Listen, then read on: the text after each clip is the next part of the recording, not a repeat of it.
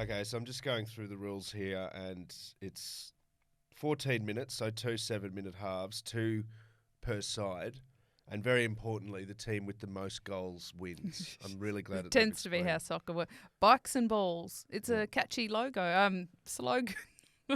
Yeah. Hello, Merksy. Oh, good time to come We're in. recording. Oh, dear. Oh, we're recording. There you go. How convenient. This is the Wheelhouse podcast. We're talking about balls to start off episode 58, I believe. Bikes and balls, Bikes to and clarify. balls. Sorry. Yes. Never. Why don't we have an auto cue? Oh, my goodness. So much to talk about today. My name's Joel Spreadborough, joined, as always, by Catherine Bates, OLY. Hello. Hello. It's an exciting week. We have got all of our rainbow jerseys that the Wheelhouse owns. I love how you say our. None of Ours. them are mine. I've never won a rainbow jersey. On the set here, we've got them all below us. So if you're listening, you can imagine that we just have fields of rainbows. It's beautiful. It's beautiful. We're and skipping it's, amongst them. It's appropriate. We're going to talk about a very elaborate Glasgow Worlds that's coming up. Reminds me a little bit of a video game called California Games, going back to the early 90s. I'll get into that. Irrelevant at this time because we've got so much else to talk about. Transfer season is on in earnest. Aussies are going here, there and everywhere. And there's some beneficial moves, I think, and some detrimental. We'll get into that as well. Also, and I think very importantly, the Tour de France Femme has wrapped up in spectacular fashion. Now, you've got a couple of moments that you'd like to talk about. Last week we spent a good half hour shit-canning the actions of Demi Vollering. But look, I think this week we turn around and say, well done to Demi for holding on and taking out the second edition. Well, I mean, I think if I whenever I say you know that Indeed. I'm trying not to say exactly what's on my mind, lest Merksy has to hit the button, the off-air button. The dump button. Yeah. No, look, I think that if you want to summarise the Tour de France Femme, you just say SD works. Yep. The good and the bad. Merksy? Sorry, just so you know, we tried to get Demi on the show, but she was unavailable. Because she listened to last week's No episode. good. Yeah, that's exactly it. We had our chance and we blew it. That's okay. Sozzy. No, look, I think that if you can separate personality or appeal from athleticism, SD works athletically unbelievable. So dominant from Lotte Kopecky, not only taking out stage one and then wearing the maillot jaune, but having the time trial of her life to make it back onto the podium, the overall GC podium by the end, meaning that climbing the Tourmalet, a rider that is considered a sprinter, stayed close enough to be in GC contention is remarkable. Something special. Absolutely something special. And in many ways, I would say actually more impressive than what Demi Vollering did, because we knew that Demi would outclimb, if not everyone, nearly everyone on the Tourmalet. That one stage had so much importance. Yep. But in the broader tour, Lotte Kopecky, MVP, in my view. Demi Vollering, the picture of her emerging through the fog on the Tourmalet, if that's not one of the most powerful images of women's sport you've seen, name another one. Because that was absolutely incredible. And I think we're going off a bit of momentum here too, because, my household is getting really into the Women's World Cup and watching the Matildas, go Matildas. Yeah. Getting nervous for it, getting excited for it. The kids are just loving these role models. And to have the Tour de France Femme on at the same time, it really is this wave of women's sport. Sure is. Right? Netball World Cup as well in Netball Cape World Town. Cup. And last week I was at a dinner and they, halfway through the dinner, live turned the swimming on because Molly O'Callaghan broke one of the oldest standing world records in Australian swimming. Like, it really is this incredible momentum. And these images are powerful.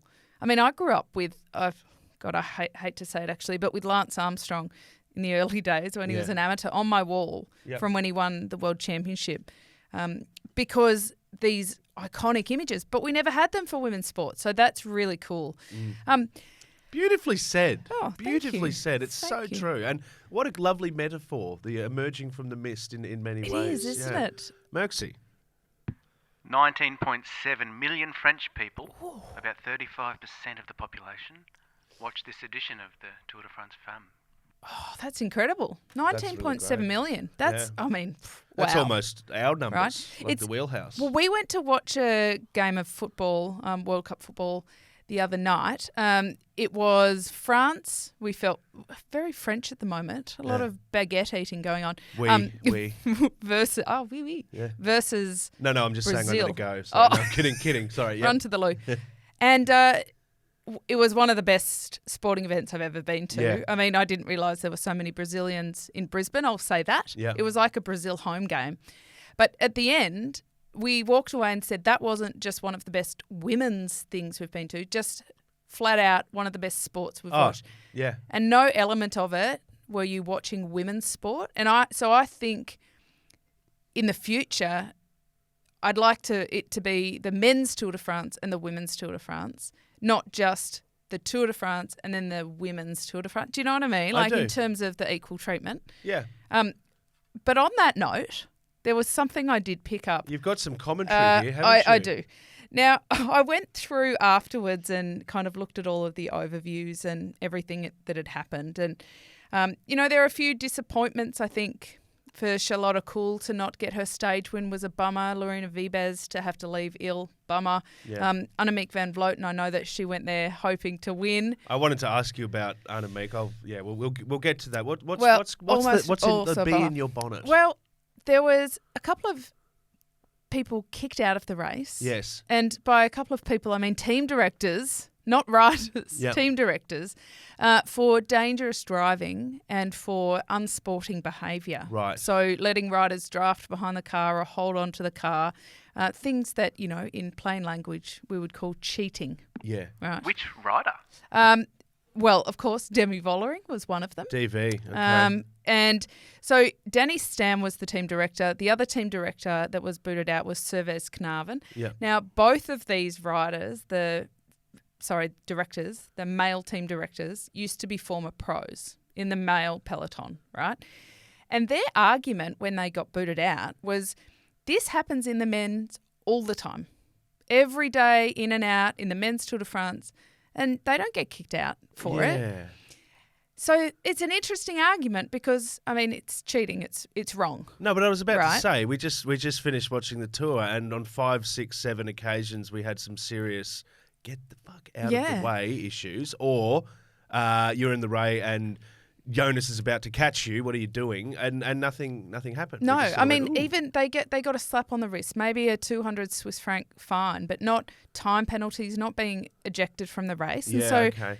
I get what they're saying, but what it kind of emerges, it's like there's these rules that everybody knows aren't really enforced, so everybody goes against them, and I guess that's what they're talking about here. And then there's also a heap of rules like you don't attack when the yellow jersey falls off, or you don't attack through a feed zone, you don't attack when people are having a pee break, Yeah. but they're not actual rules. Yeah, that's the unspoken Right. kind of guidelines. Yeah, I mean... The code. It's the code. Yeah, like yeah. cricket's a sport with lots of Yeah. these kind of codes of... Oh, the spirit of cricket! conduct. Don't even get me started. But no, it's a really good point. So you're hinting at sort of double standards. yeah.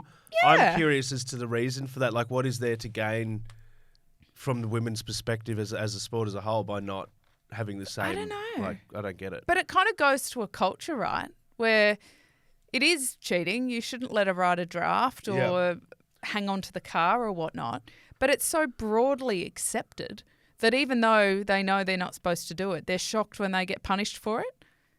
But they need, I think the UCI, hi UCI, it's me again.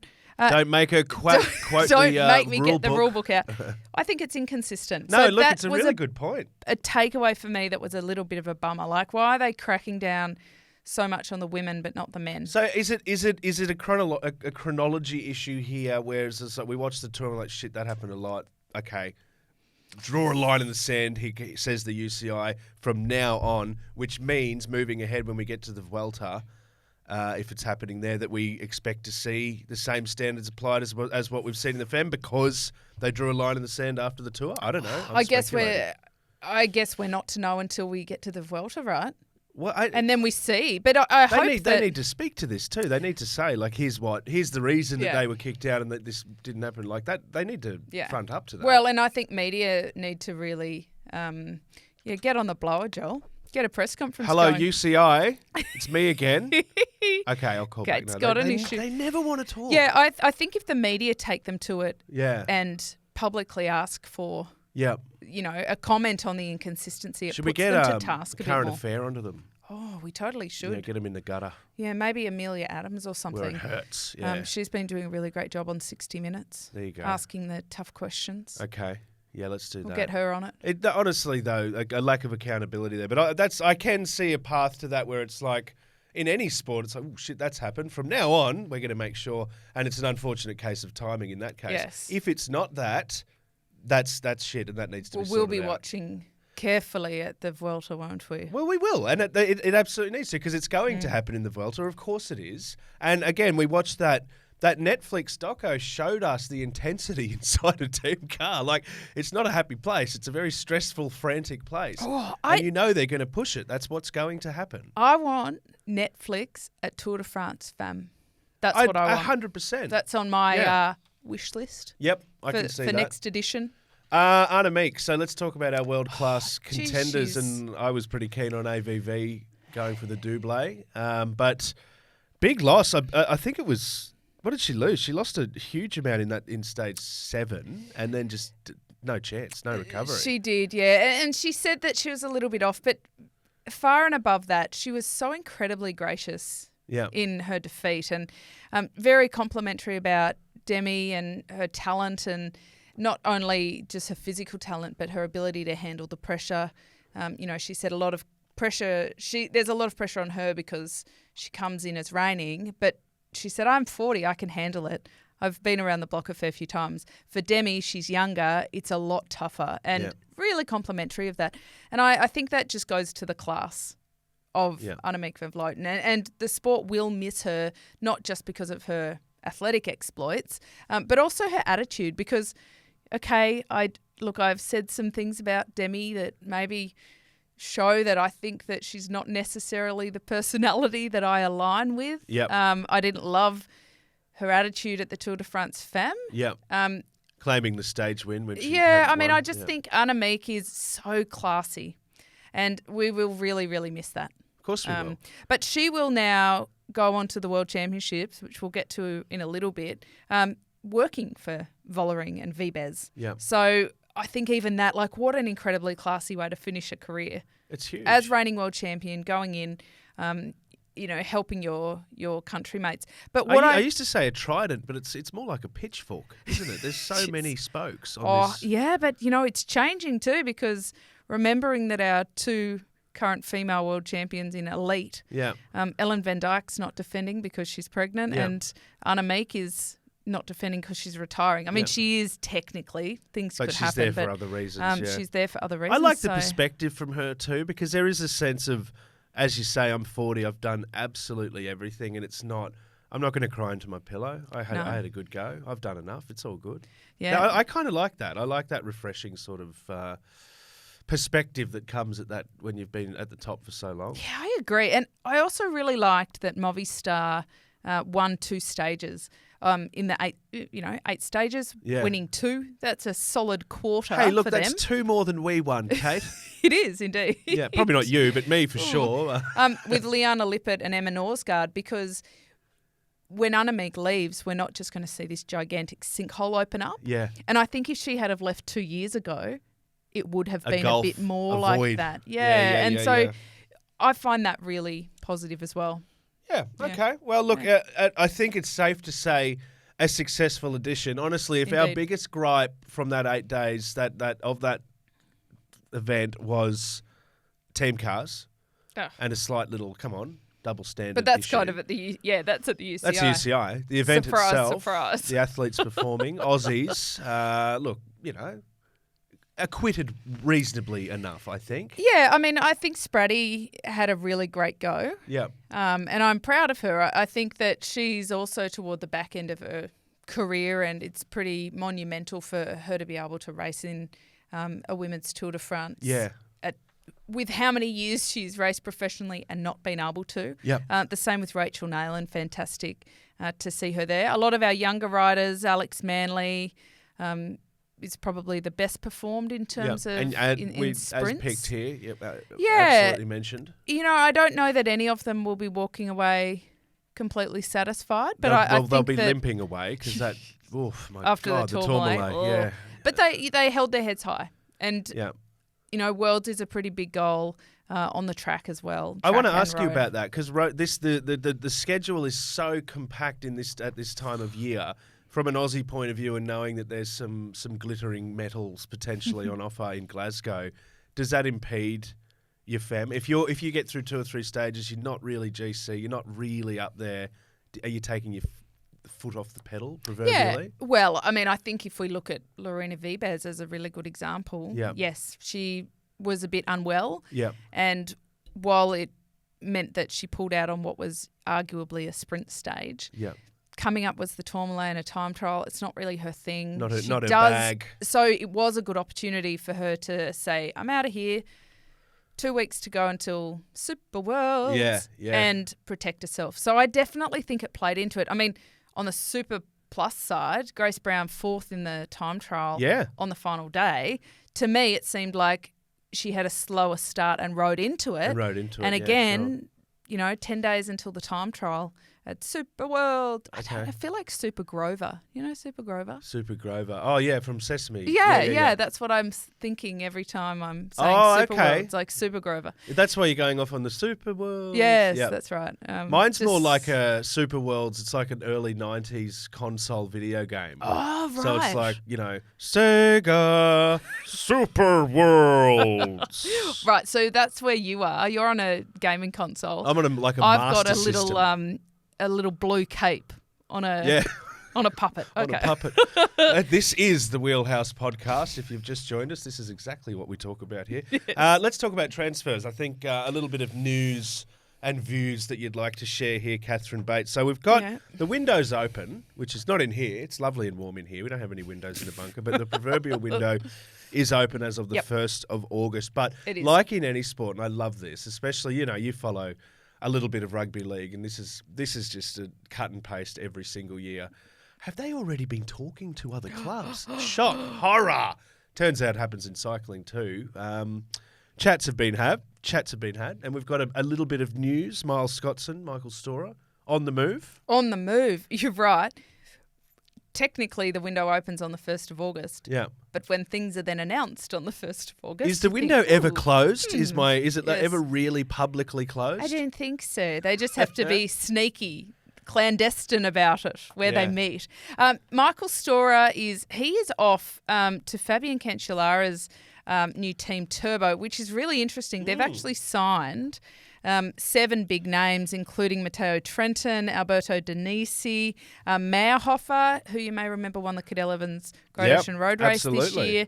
They've got their eyes on a World Tour licence for 2026 when they come back up because they're in 3-year spots. Fabian Cancellara, of course, the GOAT of time trialling in the cycling world and just the most incredible classics rider. Now, he's been building this team up bit by bit, and it's really significant to see that. But I was particularly interested in Michael Storer leaving because we've also got news that Miles Scottson is leaving FDJ. Yep. He is following Arnaud Demar over to Arkea. No surprise that Demar's leaving, given the spat around the Tour de France. Yeah. And not being selected. Dramar has sent off Demar. Yes. That's a good one. Thank you. I like that. Yeah. But Scottson and Storer both leaving FDJ. It means there's no Aussies left at Francais de Jeu. A gulf Which of an Aussie void. It's a bit sad. I mean, this was a massive breeding ground. Yeah, I was going to say talent. a fertile ground in the past. And what's I have a few questions here, but firstly, why? Well, I don't know. I mean, Mark Madio is arguably, if you watch Unchained, and he's just one of the nicest men in Pro Tour, World Tour cycling in terms of management. Yeah. And he's been so kind. He's built the most amazing careers for the Aussies, from Mark Renshaw to Bradley McGee, Stuart O'Grady, Wes Salzberger. There's just been incredible support. I was really happy to see Miles Scottson go there, but I think that it has been a little bit toxic in there. We've heard about the drama. We saw it playing out in Unchained, but between Gordeau and Pinot and Demar, and when they're publicly coming out and saying, I won't ride with him, I refuse to even start in a team with him, something is going on there. And when that kind of environment is bubbling away, you form... It's like Survivor. Yeah. Like you form people that you go with, and obviously... Clicks, yeah. You know... Is you say nice, like nice person, nice manager, is it too nice? Is there a case that you need to be able to... I wish. Where's my gavel? I don't have a gavel. I really wanted to hit the gavel then. That's all right. Put the foot down. Put the fist down on the table. You know what I mean? I know it was a Netflix doco. We want to sell it. We want it to be dramatic and all of that. But is there a case of we've crossed a line of the insights that we're providing here and we're making them look like a bunch of twats, angry men? I think that Matteo is a kind man, but he's also a very smart man. Yeah. And he chose to take Pinot to the tour because essentially like the PR effect of it over Demar. There's a reality of that too. You've got to give the sponsors and the fans what they want. But as an athlete, that is sometimes a little bit tough to take because for you it's all about the athleticism. Yeah. And so I understand Demar would be cranky pants, and it's quite possible that he and Scottson are great mates and have formed a really great friendship. It's common that you see people moving together. Yeah. But Michael Storr has only been there for 1 year, so I wonder what's happened there. But the other really interesting thing I saw was Magnus Cort and Andreas Leknusand headed to Uno X. A Danish and a Norwegian rider heading to the Norwegian team. Yeah, okay. It's like the Scandinavians are returning en masse. They're getting back. They're bringing them back together, whereas all the Aussies are ditching. Jaco. Yeah, so we've got, okay. I know. Yeah, it's like opposites. That's weird, isn't it? There. It's really cool to have a team with such a strong national identity. And immediately I'm like, how long until we have a Viking on a jersey or something? Like, come on now. Put horns on the helmet. Exactly. Yeah. Come on. Give the fans what they want. Yeah. But they're obviously building to something there. And I think there's a lot of aspects that can be very beneficial too, not least of all the commercial aspect on the home soil, getting them to trot out in groups. And I love their jerseys. That we're talking previous episodes about go out and buy your favourite jersey because that's how you can contribute. Yeah. They've got great kit. Yeah. I think it's really cool story to follow, actually. So the Cancellara one, just back on that. So license still years away. Yeah, they're in Pro Tour at the moment, so a step down. Right. Yeah. So that's what you're doing. You're riding on the Pro Tour for 2 years and then hoping that you'll get onto the World Tour after that. Yeah, I mean, it's interesting because they're not guaranteed starts at Grand Tours, but they've got some big names going there now. Is he just throwing a dump truck full of cash? Or? Tell you what, given the GOAT that he is in the sport, in his niche, there would be a huge number of riders who would just want to ride under his guidance. They want to be there, okay. Yeah, right. and especially if they're in teams where they're like, it's fine, I'm getting paid, but it's not necessarily the big trajectory I want it to be. Whereas they're saying if I put in this 2 years now, riding a little bit under, still getting paid, I could come on to a team that's going to catapult straight to the top of the sport. Correct, but remembering that Lotto Destiny is Pro Tour. So they're not World Tour. Yeah, right. So historically we kind of elevate them to World Tour and remember that because they used to be there, but they're on now level. Well, that was that big footing. carve up, wasn't it? It was we spoke about it on the Wheelhouse podcast with tears in our eyes. It was a big carve up of the team. So when was that? The start of the year? Yeah, and I mean, so there's someone we haven't mentioned, Caleb. Yeah, where's Caleb? They said he can go, but so far, I mean, again. 1st of August it opens. People have already done deals. I don't think Caleb's quite there yet. But big opportunity for him to step up at Worlds and to kind of get sportingly he's got a great reputation because he wins races. But I think Lotto have damaged him from an emotional perspective. And I don't think that's fair. Yeah. And I'll come out fighting for him. Yeah. And I think if he can deliver at Worlds, that's a bit of a stick that up your jumper moment for him. It sure is. And that I think that'll really propel him to be able to make some decisions for This his is the real career. cometh the moment for Cometh the Caleb moment, because indeed. he needs to sort of show everyone again, this is why I deserve to be, in a team that pays well Yeah. and looks after me and cares. Because at the Exactly. moment, as you say, that brand's a little bit maybe tarnished, and also the is. lack of results we've seen recently doesn't help. So good luck on Glasgow. What a great segue that is to talk about the Glasgow Worlds, the Super Worlds. Super World. Super Worlds. It's becoming Olympic-like, and it's every 4-year absolute cycling bonanza, as the great Ray Warren would say. Just pausing to take in the beautiful bagpipes. This is Merksy playing live for those listening at home. I came in this morning, I was like, can you shut up with the bagpipes? And he's like, I'm just having a quick rehearsal. I love bagpipes. They are great. When I warmed up, I got to say, Johnny Farnham, you're the voice. Yep. The bagpipes. Yep. They were very high on my warm-up list. Okay. Love it. Very good. I do have Scottish heritage. I might also add that As well. With the Danish, yeah. And the Danish, okay. That's what my dad, Robbie, he, had a bit of both. My grandparents were married in Glasgow. Glasgow. Oh. So I believe. Anyway, moving on, Joel. Moving away from the romance of the Bates family because tree. I want to talk about Super Worlds. Yeah. But I want to tell you a story to start it. I like my random deep dives, right? Yeah. Do you? Yeah, I do. Oh. If you haven't figured that out. No. It's very subtle. They had an opening ceremony, Joel. Yeah. Beautiful, because it is a 10-day festival with every cycling discipline. Yep. Road, track, mountain bike, BMX, trails, indoor cycling, grand fondo, para as well for the road and track. Missing, we have cyclocross because technically that's a winter sport. We can debate that at another time, but that's odd. Gravel is missing too, but that's only because when Glasgow got given the Worlds, they didn't have a gravel world championship. Mm-hmm. So that's why.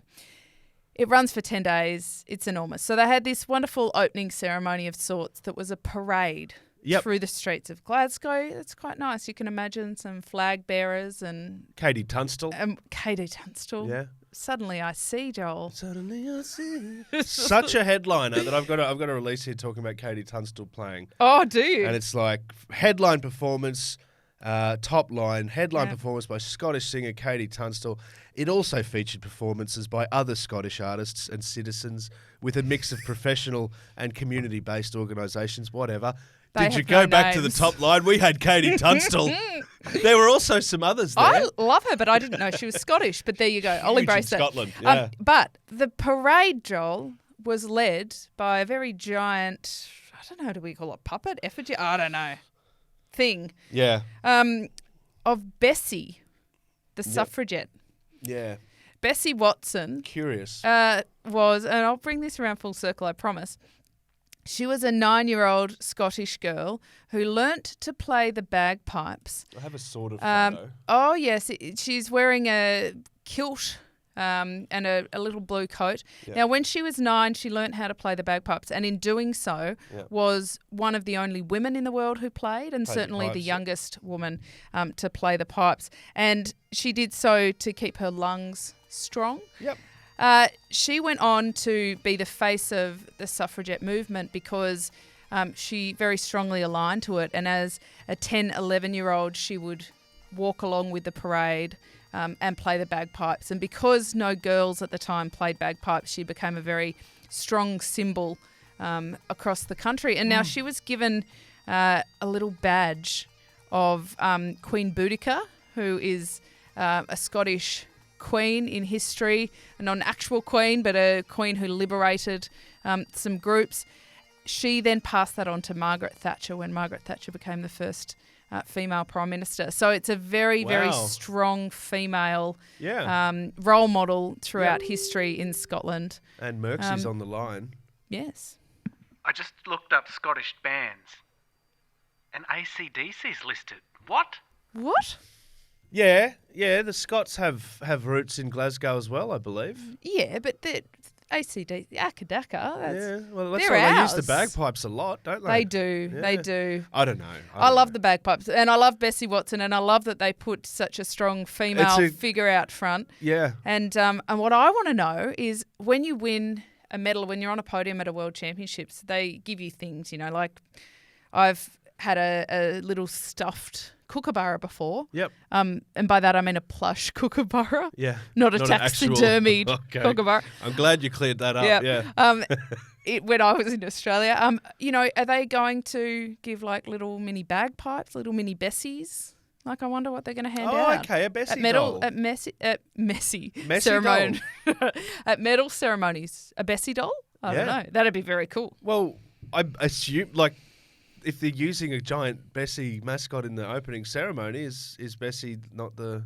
I don't know. Are they going to pipe the national anthems? No. That'd be cool. Oh, it'd be amazing. Have you ever tried to play the bagpipes? No. Either have I. No, I'd love to, though. Yeah, I can't do anything. Great. You're an asthmatic, aren't you? That would not be good for you. Or maybe it would be. Actually be really good. I don't know. I've never tried it. I'll keep it in Any remembrance. doctors listening along, let us know. Help us out. So just to, once we get through the opening ceremony and the entertainment provided by Katie Tunstall and others, we have 200 titles. 200. This is ridiculously. It's exciting, but also I'm like, gee whiz, whole lot going on. So what have we got? We've got basically the full gamut. BMX, of course, road racing, freestyle, and of course cycle ball, which we'll get into as well. Cycle ball. I just think there's no cyclocross, no gravel. There's literally everything else. Mm-hmm. This is a schedule to provide widespread entertainment on a grand scale. What do you think? Is it too congested? It's ambitious. Yeah. I think it's come upon us very quickly because of its timing in the season around the Tour de France Femme. It's an interesting one. I think it's a really cool idea, but I don't know where to start a bit. Exactly. Is this going to bring the cycling purists from all the different disciplines together? Is it going to unite people who love road racing? I don't think so. With people who love BMX? Or is it going to be like, hang on, I'm sorry. On the map here, it says that BMX is supposed to be here about when the road is going on. Is that what's going to happen? Great accent. Well, what I will say is I love the Olympics. I love Commonwealth Games. I love multi-sport events. Yeah. Great events, right? But what I love most about them is whoever's broadcasting them, they're across multi-channels, right? And you get to swap between. You can watch highlights of everything. Absolutely. And it's from...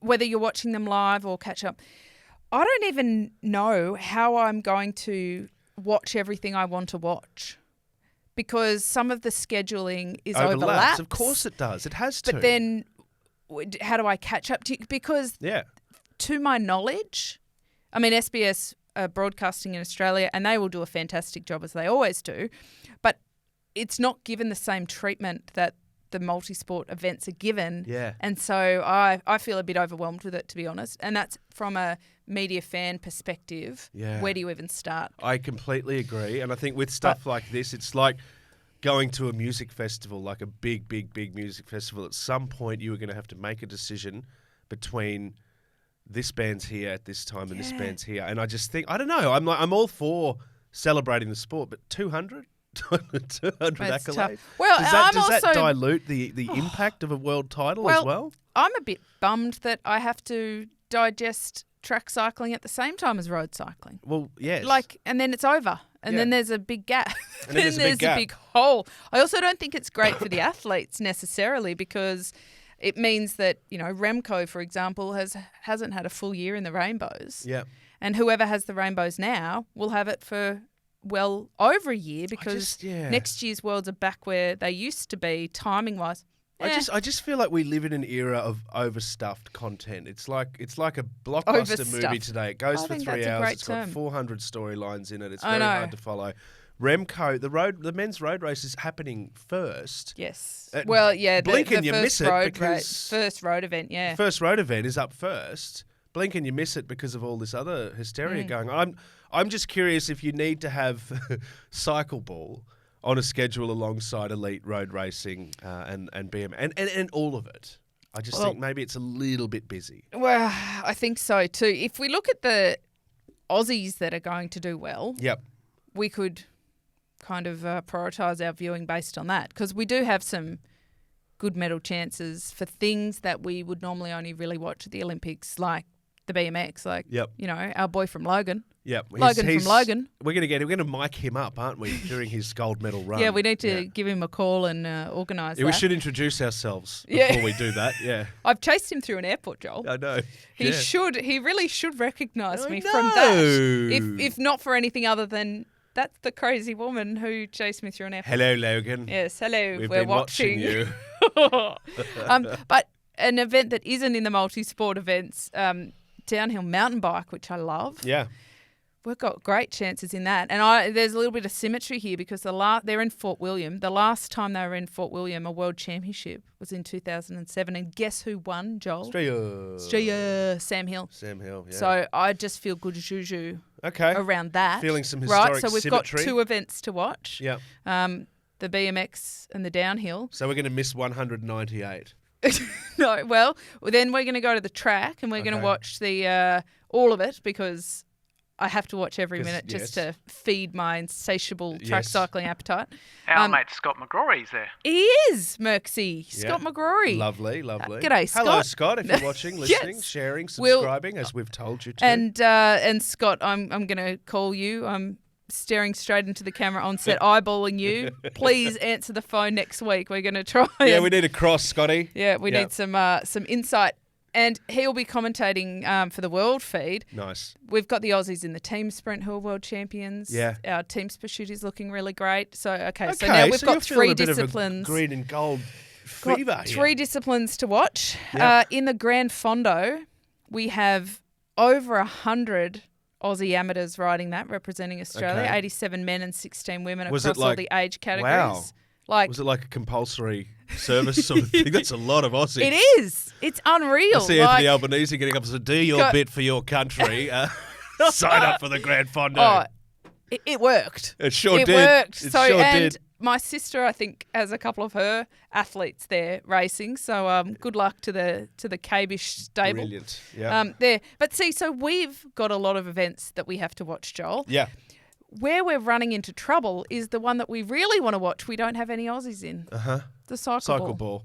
Radball, as it's called in Germany. So not the only round ball tournament going on at the moment in the world. Yes. We've got the FIFA Women's World Cup and the cycle ball that's happening in Glasgow. And I love this because Merksy, being the editorial maestro that he is, found an advertisement for Radball from 1966. And I'm sure Merksy will do something more technical, but I'm just going to hold it up to the camera. You can't really see it. Yeah, I'll put it up. You got it? You got it?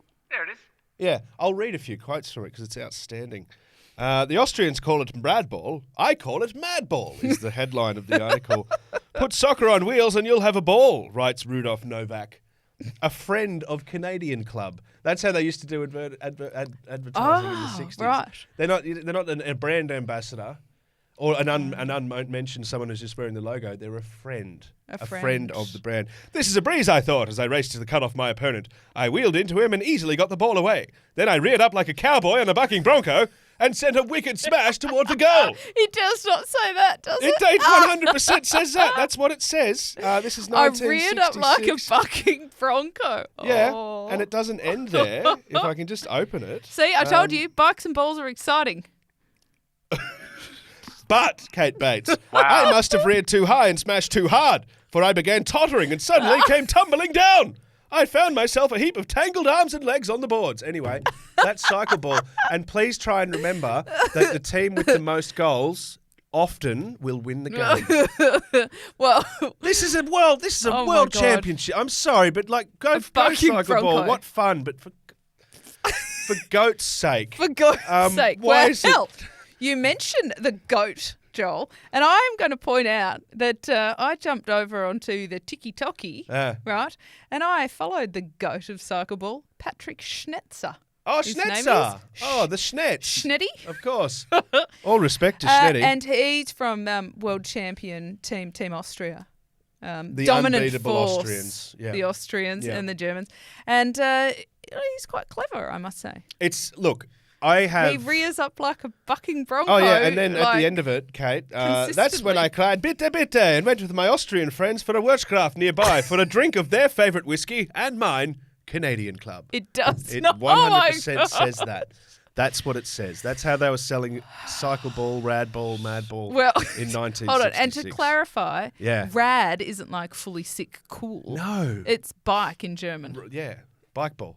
So Bike that's ball. why it's called rad ball. An incredibly skillful sport. To playing football, soccer on a bike. It's wow. What an exhibition. It's a game of two halves, Joel. Sure is. 7 minutes a half. Two players. Two halves. I'd love to check it out, but I've got 300 other events that I'd love to get to as well. Yes, at and Glasgow. and to answer your question, yes, the ladies play rad ball too. Good. Yes, they AVV, they captaining don't. the Dutch team. They don't rear up like bucking broncos. What do you think the ladies do? I don't know. I was not prepared for that. Gazelles.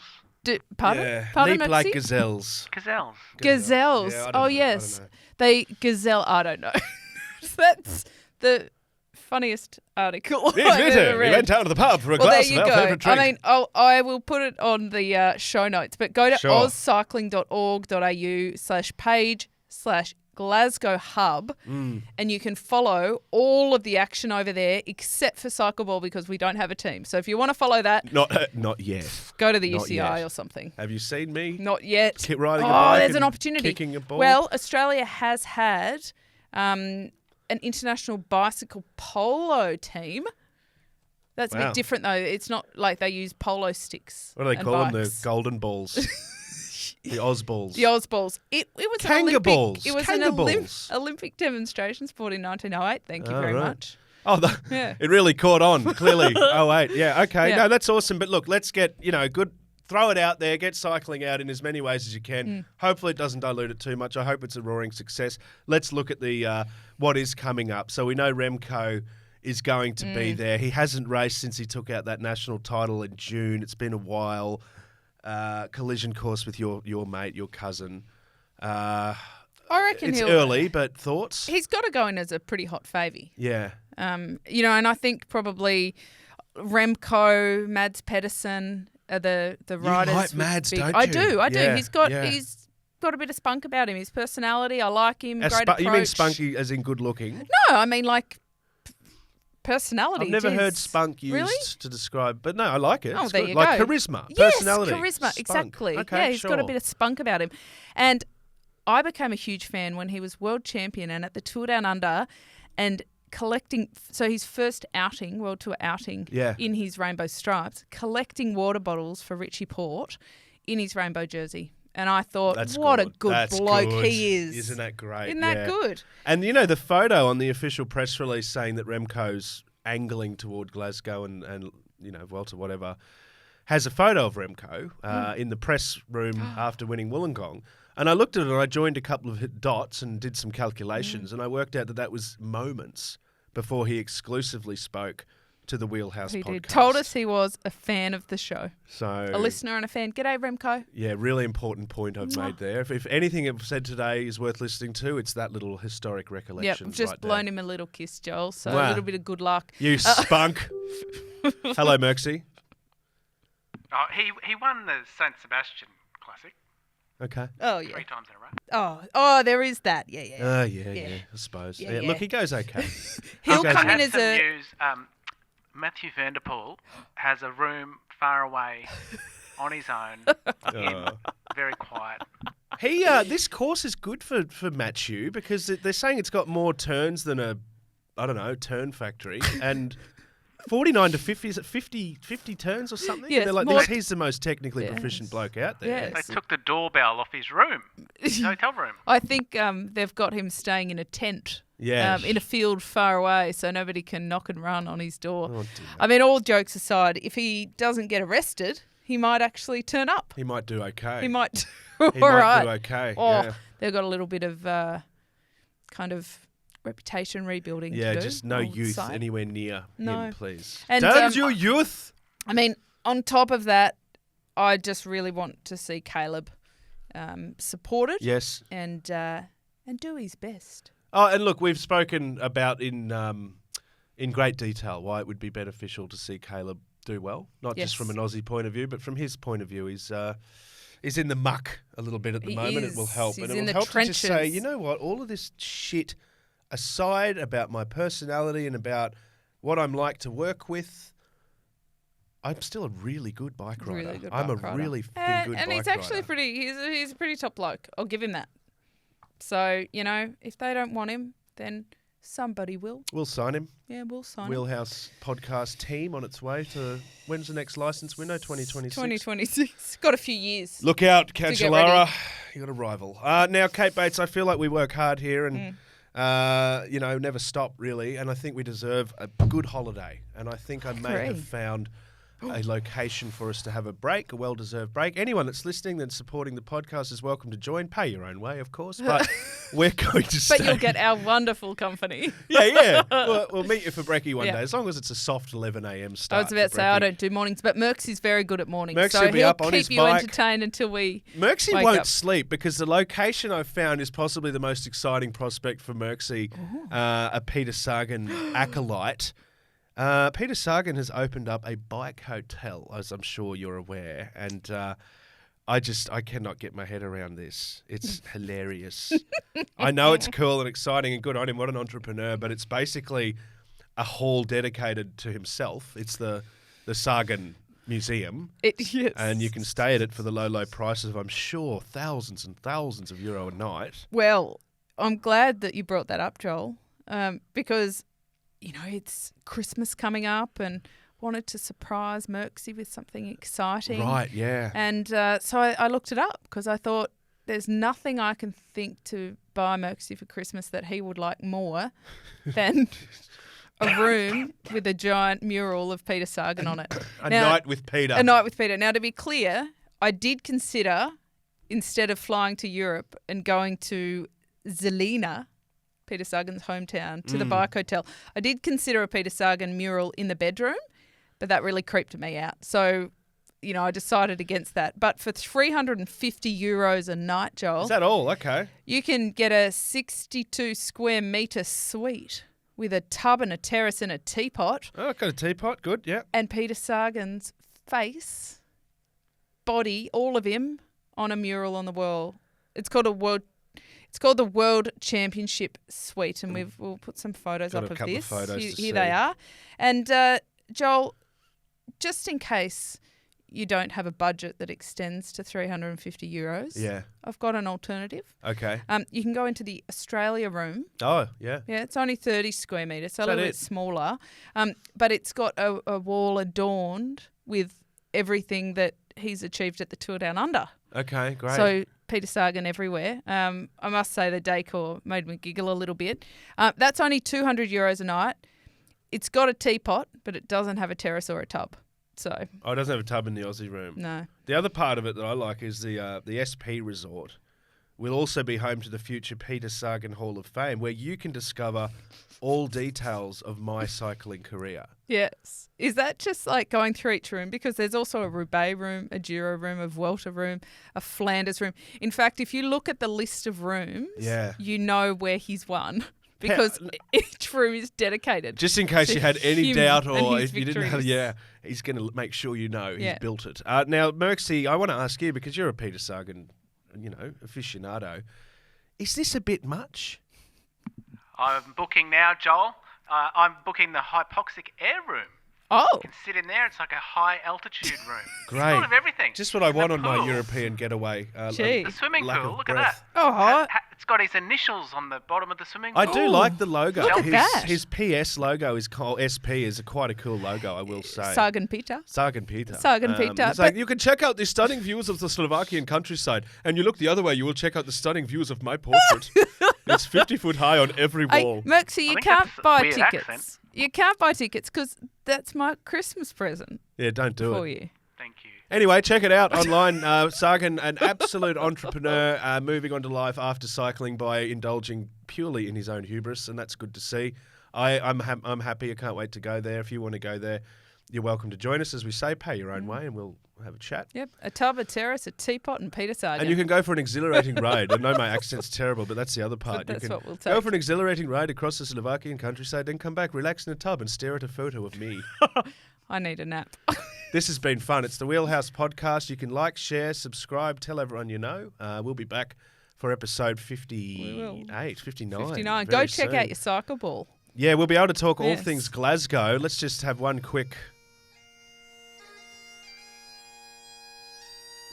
It does. It gets you, doesn't it? It does. So for a moment there, I was like, ooh, my breakfast is going. But no, it's beautiful bagpipes, and we'll have all the action from Glasgow when we next get into the bunker. My name's Joel Spreadbury. Your name is? Katarina Bartes. Katarina Bartes. Happy wheeling. Happy wheelballing.